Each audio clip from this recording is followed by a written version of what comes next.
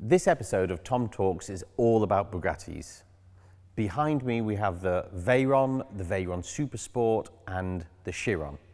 And today we're going to touch on the differences of those three models and also why I believe they're incredibly undervalued in today's market.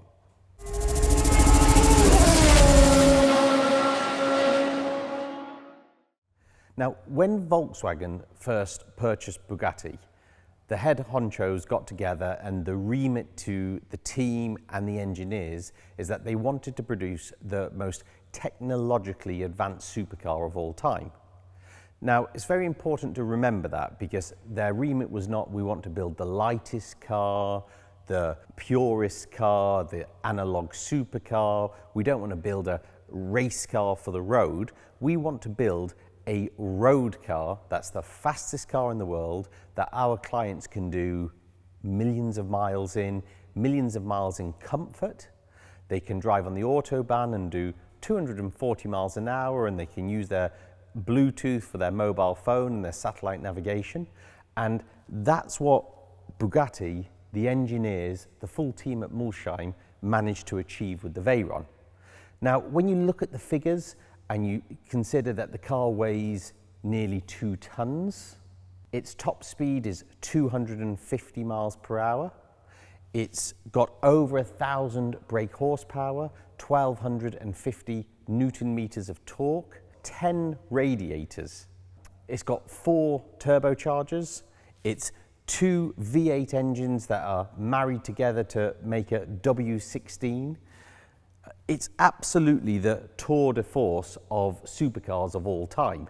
When you consider the likes of a Porsche 959 and the advancements those cars had in the late 1980s, and then you think about all the other supercars in the world, so the likes of the Ferrari F40 that was a pure stripped out racer, that Ferrari wouldn't put leather inside because they didn't want to add extra weight to what they considered was already on the fringes of a car that was weighing too much, where Bugatti absolutely chucked all of that in the bin and they just said, let's focus on the engineering side and let's overcome any weight issues.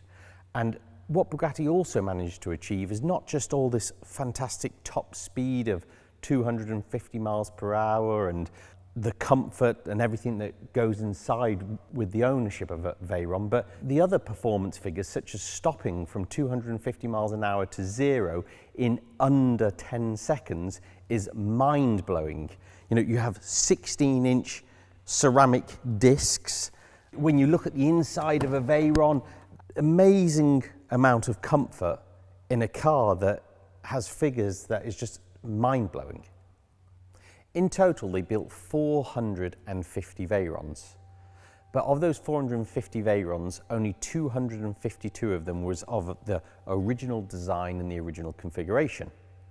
Now, what did Bugatti do to make a Veyron better? They brought out a Veyron Supersport.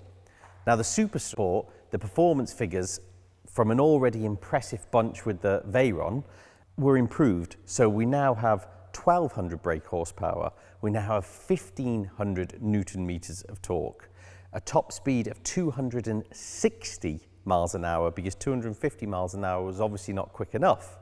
They redesigned a lot of the car. They redesigned the chassis, they redesigned the software on the gearbox, they redesigned the cooling. If we look at the front bumpers and we see the enlarged air intakes, the air intakes from the scoops on the roof of a Veyron was transformed into these knacker ducts that go into the roof of the Supersport. You have a double diffuser on the back. They basically set about improving every aspect of the car over what was something like a 3.5-year production run on the normal Veyron. They took feedback from their engineers, they took feedback from their clients, and how do we improve it? And we make it the Supersport. And of these Supersports, they only built 48 cars. This is the last of the 48 that was ever produced. Amazing spec car actually in the factory matte black with the full red leather interior. And when we drive this car a little bit later, I'm really going to give you some feedback between the Veyron and the Supersport and These really are a very, very special car. We then move on to Bugatti's latest masterpiece, which is the Chiron. Now, what did Bugatti do to improve on the Veyron? They brought the Veyron Supersport out, which is just mind-blowing figures. And then how do they improve on a Veyron Supersport, which is 1,200 brake horsepower?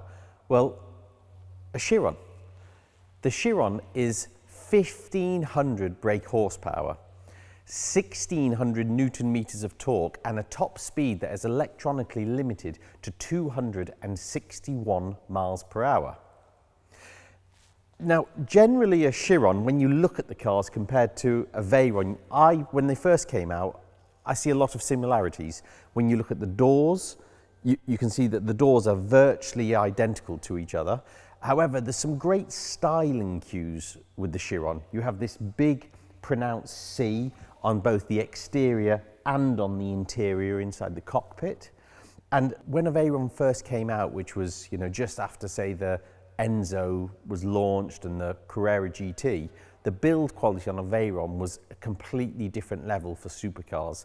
The door shuts was fantastic, the paintwork is of a different level to any other supercar. And then Bugatti on the new Chiron have taken that level and have just gone about tenfold further up. The quality of this car has exposed carbon fibre. And when you see exposed carbon fibre with other manufacturers, if you really look carefully, you can always see little imperfections and the carbon fibre not quite mated symmetrically, perfectly together, where on a Chiron, it is absolutely perfection.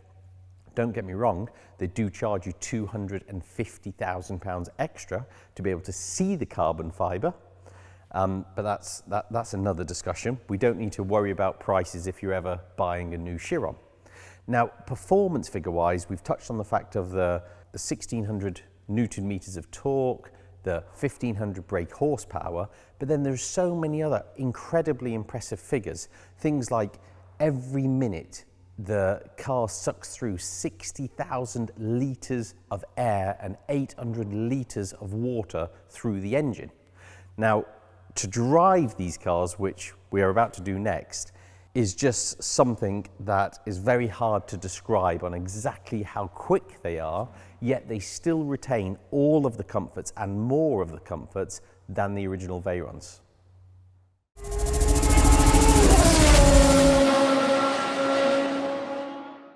So now's the fun part where I get to drive all three cars and I'm going to give you my feedback on the driving experiences and the differences between all three. However, before we do, I think now would be a good opportunity to touch on where the cars are currently sat in the market and their current values, starting with the Veyron. Now, the one thing that has held these cars back since the day they were new is the running costs. You hear about all these crazy stories of, it's £20,000 for a service, it's £5,000 per tyre. After you replace each tyre twice, you then have to buy a new set of wheels. If something goes wrong with the gearbox can be £150,000 to replace, etc., etc., and etc. Now, that is something that I do agree with. I think it's a little disappointing on the running costs.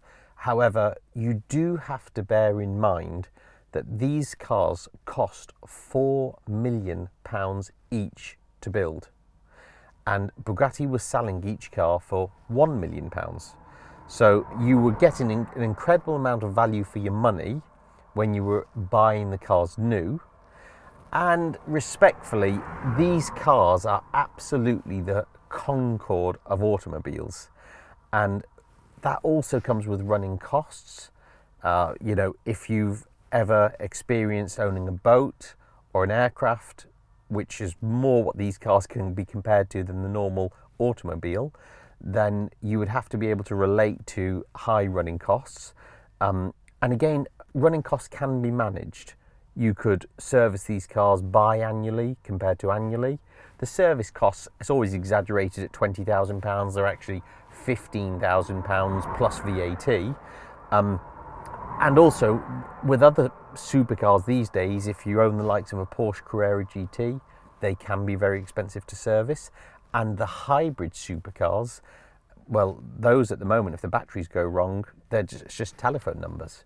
So I do think a Veyron, it has always held them back, the running costs. However, that could be turning a corner because of the familiarity that owners are now starting to have with high running costs when owning the hybrid supercars.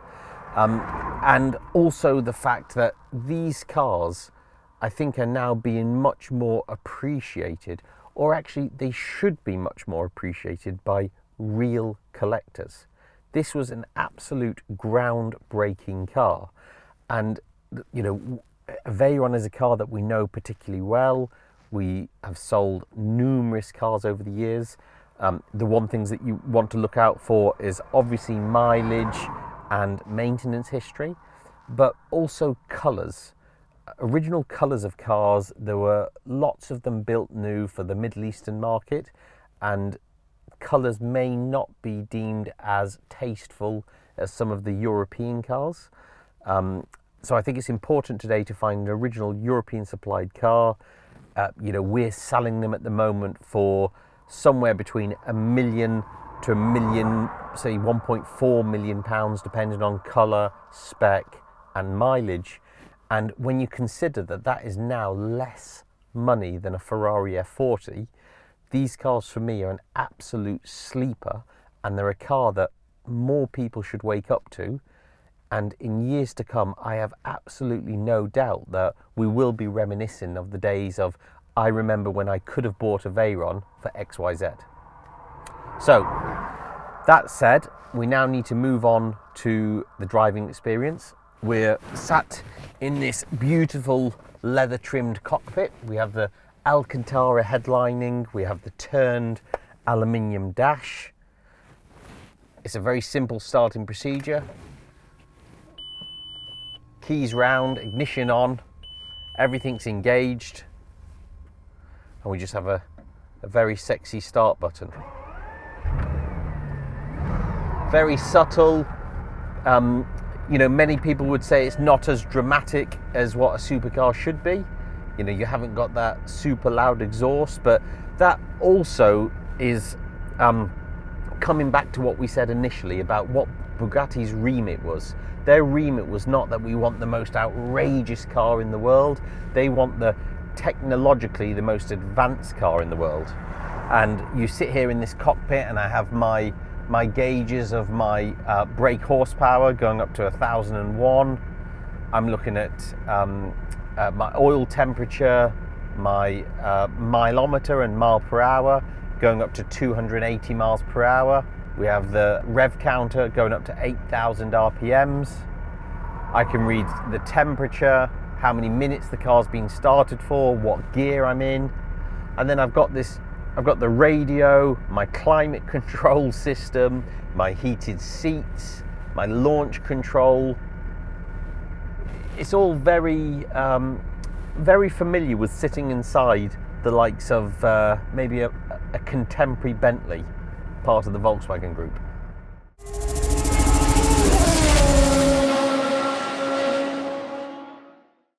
Okay, so before we get going, we will check our mirrors. We have our electrically controlled mirrors. We also have folding mirrors. Now we have a paddle shift gearbox, or we can stick it straight into drive. So I think initially we'll just put it into auto mode drive, and we'll just very smoothly pull off.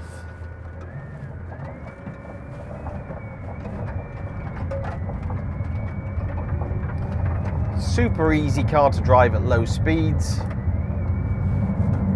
Actually so easy, it's very easy to forget that you're in a Bugatti Veyron and you could think that you're in a Bentley GT. However, that was Bugatti's goal, and that is what they managed to achieve. Now, if you put your foot down, oh Jesus Christ. Actually, it really does come with a little bit of a shock, that does, because you can be poodling along and forget that you're in a Veyron, and then that happens. As I'm driving and looking at the gauges, Everything's quite sedate at the moment because we're driving at such low speeds. We might just put our foot down. Oh yes. Okay, that's a bit better. It's been a while since I've driven a Veyron actually, and it's very easy to forget the sensation and the experience of the mind-blowing power when you put your foot down. So we're in auto mode. We're cruising at about 80 miles per hour. Everything seems very responsive, but super easy. You know, there's good feedback from the steering. And then we just put our foot down and just feel, Jesus, all of those turbos kicking in. And then we go up to an incredibly high speed very quickly. Now, what could be deemed as a downside for a lot of owners is this now. It's just so easy. Where am I driving to? Perthshire? Okay, no problem. I'll take the Veyron. I'll turn the radio up. I've got this nice, cool climate control blowing on me. I might use the phone. I'll look in the rear view mirror and see the satellite navigation. It's just easy. And, you know, you probably don't feel as an intense or an exotic driving experience like other supercars. But that's what Bugatti tried to achieve. They wanted this car to be the everyday, user-friendly hypercar that is technically more advanced than any car before it. And that's what it is. And you put your foot down, and I've got F-16 fighter jet-like performance in a Bentley GT. And you have to give credit where credit's due. That's what Bugatti set out to do, and that's what they achieved. It's just mind-blowing speed and performance in the everyday supercar shell. Braking is great braking actually. The other thing about these cars is that they're not just so quick and so advanced in so many areas, but they're particularly safe. The four-wheel drive system with the advanced traction control means that unless you're an absolute muppet or just can't drive, you shouldn't ever find yourself in trouble. You know, unless you go into a corner extremely too quick, which if you do that in any car, you're going to find yourself in bother, then, you know, you really can't get into trouble in one of these cars.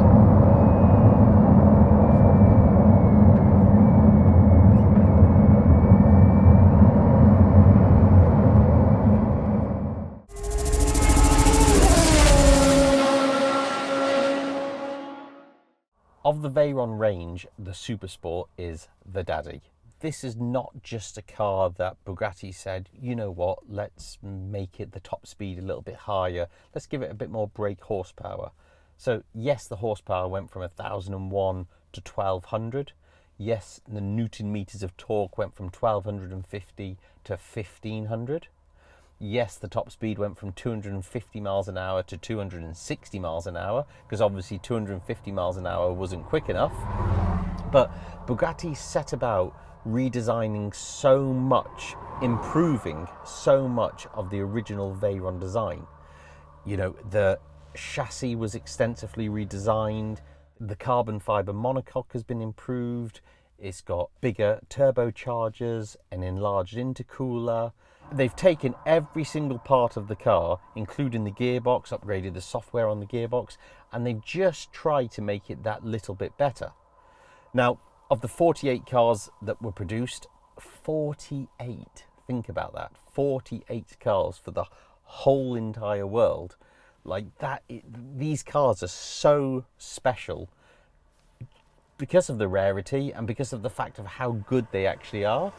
The 48 cars that are produced command today quite a large premium over a normal standard Veyron. You know, you're talking about somewhere between 1.6 to £2 million, depending on the specification and the mileage. And I really think that all Veyrons are going to be a car for the future, but a super sport is something special. It's hard to describe it as F1 LM like, but it's in that type of category of that is the model. If you can get your hands on one, that is the one to buy.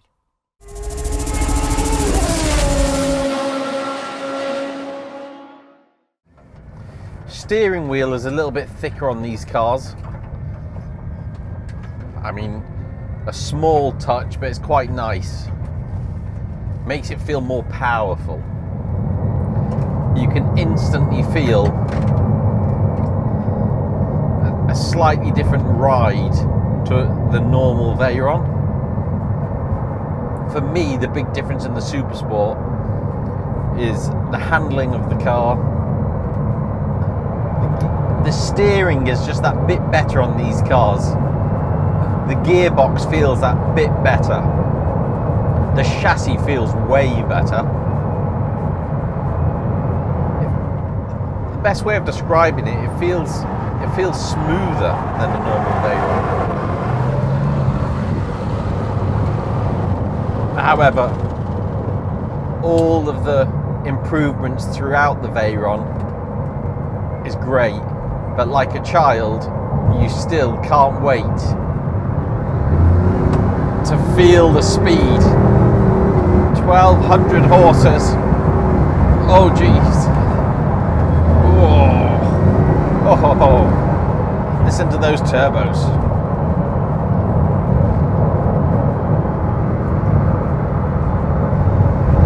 She's the ultimate Veyron, baby. The ultimate Veyron. I want this car. I think these cars, as time goes by, will be the collector's piece. And you know, Bugatti's got to go some to make something more collectible, to produce something more collectible than one of these.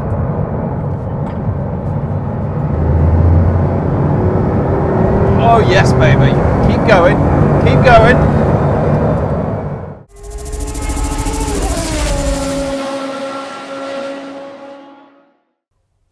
Interior-wise, a Chiron is also very different to a Veyron. You have a completely different dash layout with your center section, and the instrument cluster is much more advanced and more in keeping with today's supercars compared to the design of the Veyron from over 15 years ago. I love the styling cue of the C in the interior, in the center section, and of an evening time when you have the light accent on, that really does make a great focal point. The steering wheel has been slightly redesigned, and you've suddenly got a lot of controls on the steering wheel, not just your volume and your trip computer controls and your menus, telephone control in the supercar. You have your start stop button, and then you have your different settings with regards. You've got an EB mode, an Autobahn mode, and a handling mode. Generally, the interior feels more spacious. I'm not sure why, because I don't believe it is more spacious. Might even just be the colour of this particular car. Very much like the Veyron, a Chiron is super colour sensitive. You know, we've seen a lot of ghastly colours in Chirons. This particular car is, I think, one of the better looking Chirons that we've seen, or I've seen, with the exposed carbon fibre bodywork that costs an arm and a leg, and you know, all of the little touches like the blue stitching throughout the interior, the matte carbon. You know, it really is well spec'd, and that's something that's very important. We've touched on with regards to the Veyrons and with the Chirons. The current position of these cars in the market is way below where they should be. Whether that's down to the running costs, which I don't believe it totally is, because the running cost on a Chiron is lower than a Veyron. They all came with 4 years free servicing. The tyres these time, instead of costing £5,000 each, they cost a little bit under £2,000 each. And you don't need to send the tyres back to Mulsheim to be refitted. The tyres can be fitted by your local Quick Fit or ATS. I think the one thing that holds the cars back a little bit, and it's very much self-inflicted probably by Bugatti, is that the way they handle the sale of their new cars, there doesn't seem to be the same urgency to order and buy one as there is for a Ferrari. You know, the production of these cars is going to run until the end of 2023. They're bringing out the different variants, the Sport, the Per Sport, the Super Sport. But generally, these cars, I truly believe are very undervalued. This is a car that costs new £3 million. It's done less than 4,000 miles, and it's for sale for £2,350,000. And let's not get too blasé about it. £2,350,000 is still a lot of money, but in the collector car world and in the hypercar, supercar world, and when you consider the prices of some of the Paganis and Koenigseggs, contemporary Ferraris, Porsche supercars, you know, in many ways, and in just about every single way, they don't come close to a Bugatti. The build quality of any of those cars are not as good as Bugatti, and you've got to remember what Bugatti set out to do, what the remit was for their cars, that they wanted to build the ultimate car for the road. They weren't trying to build a track-focused car, and they've won. These cars are the ultimate road car. They're the car that you drive to the south of France with your climate control, with your radio system. If you have the opportunity to get on the Autobahn and do 260 miles an hour, you can, and you can do it quite comfortably just with one hand on the steering wheel. So I think as the cars are starting to get older, you know, Veyrons are now starting to pick up interest from a lot of our client base, which is, you know, very much in the collector car world, where beforehand they was either a little bit too new for the true collectors, and they just weren't quite old enough to be deemed as having stood the test of time. And all of these cars, Bugatti relaunched their brand under Volkswagen's ownership, and they really have done a fantastic job generally across the board since taking over. The build quality of their cars, you buy cars for the fraction of the cost of what they cost Volkswagen to produce new. So we can't let the running costs of a service or, you know, expensive tyres hurt the cars and the car's current values too much.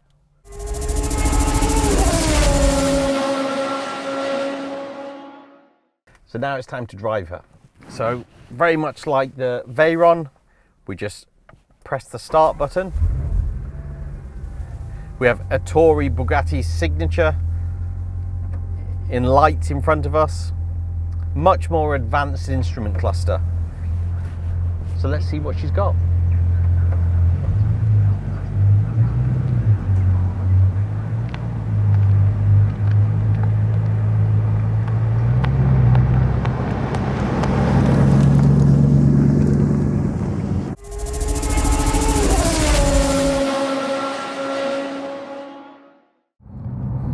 Like the Veyron and the Veyron Super Sport, it is incredibly easy to drive at low speeds. No different from just a normal, everyday luxury car. You have all the mod cons and gizmos and gadgets. And, you know, it's dangerously confidence inspiring, because we all know what the car's capable of, which we're going to try in a moment. And for that reason, you have to have a lot of respect for her, because she could bite you in a second. But when you're driving it as I am now, you know, you kind of forget what you're in. It's just so easy, the cornering's good.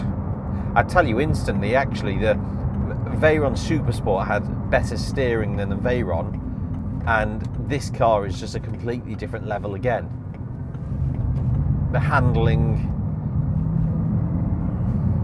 the suspension, the steering's much more responsive actually, and feels heavier, which I like. I think the steering on the Veyron was actually a little light.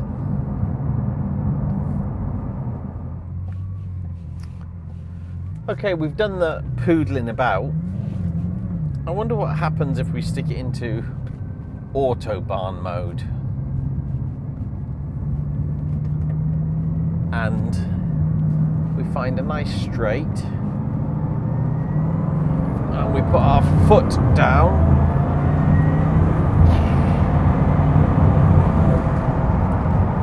My God.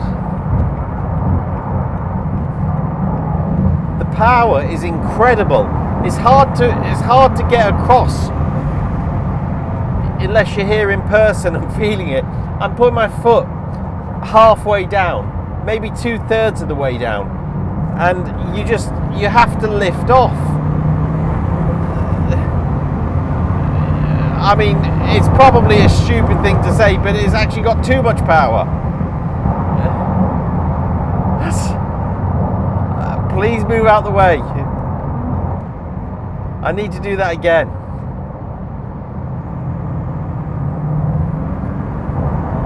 Foot down.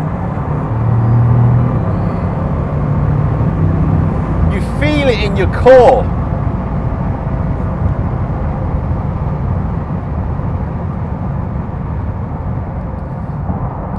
Bugatti have also cleverly used a two-part turbo system. So under 3,800 RPMs, only 2 turbos work. And then over 3,800 RPMs, all 4 turbos kick in, which gives it a much more seamless power surge.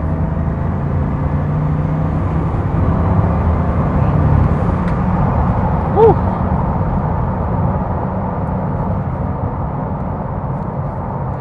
The power's insane. Stupid. Absolutely stupid. That's how powerful it is. So we've driven the 3 of them back to back. I think it's time to recap and to summarise. The Veyron is without doubt the original. That's the car that won the t-shirt for Bugatti.